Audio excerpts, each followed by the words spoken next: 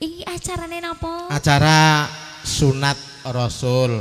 Tapi saya dengar tadi ada lagu ulang tahun. Oh, iki mau sekaligus ulang tahunnya yang ke-12 pas waktu dino iki.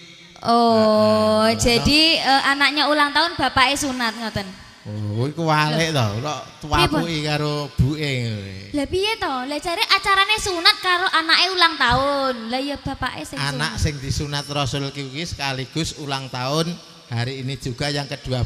Oh, ngoten. Lah dira to? Samu ora disunati neh wis kudu golek mbokno. Ojo ngono. Lah ya aja ngono. Ojo nganti gak sida. Lah. Buat adik yang dihitan, semoga lekas sembuh. Udah sembuh belum ya? Oh sudah, wis bal-balan barang kok. Oh wis bal-balan barang. Lah bareng sing nyoteng iki lho sunate. Oh bareng sing nyoteng? Iya. Oh wis mari durung ya sing nyoteng iki. Beni kuwi. Durung? Durung. Walah kudu aku Mas. Nek sing nambani kuwi mbok mari cepet. Buat adik yang dihitan semoga menjadi anak yang berbakti kepada kedua orang tua, berguna bagi nusa dan bangsa. Amin. Amin. Jadi anak pinter pokoknya ya Mas. Wes jelas iki. Dan juga ulang tahun toh? Ulang tahun. Semoga panjang umur. Pokoknya doa yang terbaik buat anak lanang ya Mas. Tentu ya. Lah aku iki kan ngapa Mas Rene? Mau kon nyanyi apa kon kowe iki ngoceh Rene apa kon piye? Kowe iki Rene iki jane dirombong aku ya. Kowe iki spesial dijab karo rombongan anu wong dompeng-dompeng kuwi si gondrong kae mau. Dadi engko bosmu ki gondrong kae. Entuk ora entuk pokoke engko dirayah duwite. Ora ngono. Lah aku nelpon, "Mas, sampean main nang di lomba sepurane, Mbak. Aku gak ngejob sampean ngono ki." Kuwi manganti gobyos lho, dilit-diliti dompet wae. Lah cukup ora? Cukup ora? Ngono. Bos wis ngiliki dompetmu ya. Apa kelawan apa wae. piye ngono. Apa aku ndek ben ngejob ya ketoke ora tapi. Lah iya. Aduh, lah aku kudu mulai mong ya Allah Gusti. Iya ora apa-apa. Ini dikasih lagu dulu. Dikasih lagu dulu untuk hiburan. Lagune apa, Mas? Ya karepmu. Lagune apa? Ayo, apa iki lagune? Ayo, Sampurna ayo dikasih dulu. Sip. Iki lagune duet lho pokoknya. Karepmu. Aku nyanyi sampean joget. Ya.